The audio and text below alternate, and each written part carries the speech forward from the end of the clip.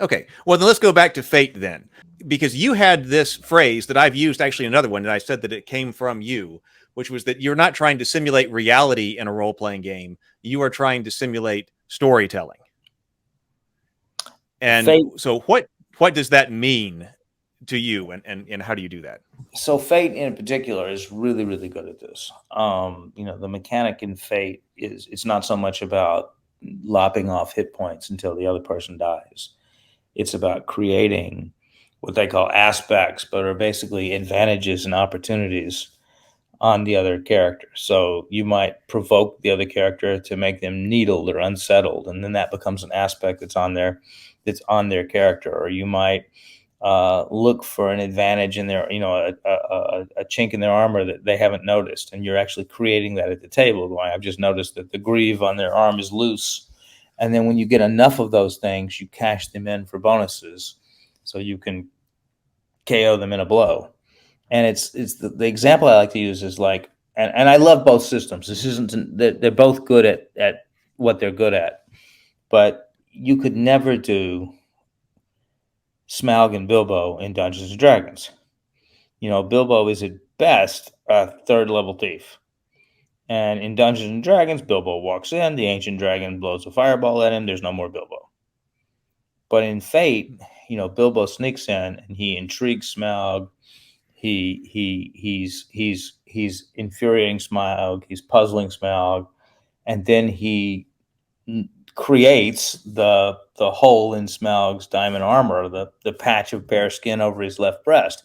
That's an aspect at Fate that would have been created with a dice roll at the time, where Bilbo is rolling to affect the other person. And then he's stacked up all these things, which he passes off to Bard the Bowman, who produces his magical black arrow from nowhere and cashes that in, and then he shoots and kills Smaug with one blow. And that's how the Fate mechanic works. And you could never get those because Fate isn't really about leveling up so much as it is about capturing. Batman doesn't level up. Batman is the Right. same. You don't have a level 1 Batman and a level 10 Batman. Batman is Batman. So like a superhero context, I think would work better in Fate than it would work in Dungeons and Dragons, where the character is who they are, and there may be small progressions or tools that are invented to meet the situation, but it's that moment where James Bond is fighting Oddjob and he punches him, and Oddjob just smiles. So then he turns around and finds a gold brick and he hits him with the gold brick. That gold brick has been manifested for Bond to find at the right opportune moment.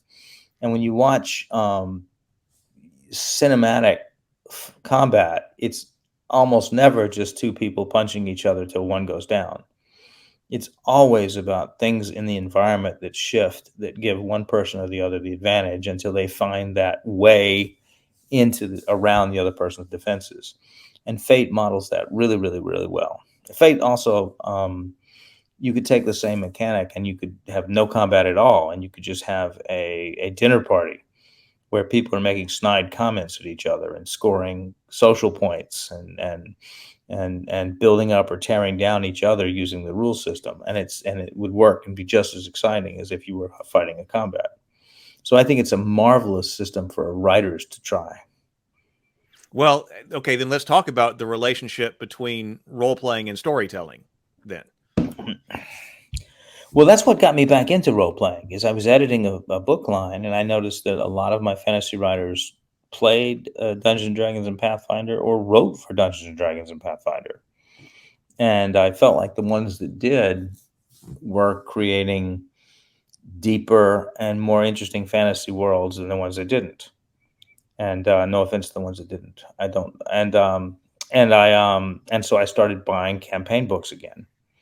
And I wasn't playing. I was just buying the campaign books and looking into them. And then I got very interested in the way that the genre was sword and sorcery with Conan and the other people I've mentioned, and then sword and sorcery went away after the 70s, and epic fantasy replaced it, and it was kept alive in role playing games and in the novels by R.A. Salvatore, and then we're with the about 10 to 15 years ago, sword and sorcery came back and began to color epic fantasy with George Martin and Joe Abercrombie and the whole grimdark movement.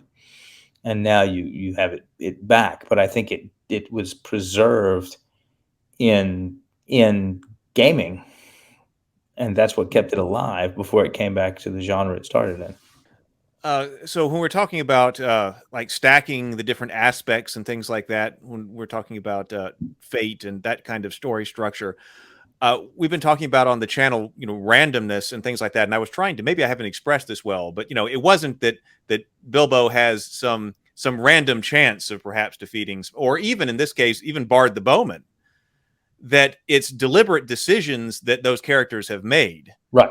that have caused that to manifest. They're creating aspects that they're overlaying on Smaug. And when they've stacked up 6 or 7 of them, they cash each aspect in for a +2 on their dice roll. And but it's about looking for or creating advantages on the target. And it's not about just going for the It's random shot. It's not whittling down the hit points. It's not whittling down hit points. It's not going for a random lucky shot. Well, Right. can I have a 1 in 1,000 chance of hitting a weak point on Smaug? That wasn't what happened either. It was something deliberate and narrative. The choices they made. Because if they hadn't made those choices, they would have failed.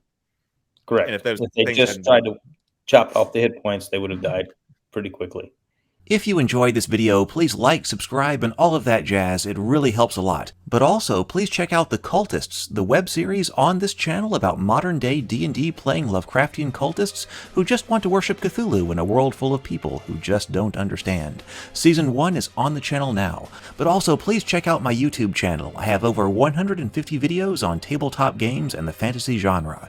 If you've enjoyed this video, you might enjoy many of them as well. I look forward to seeing you for them and many more videos to come.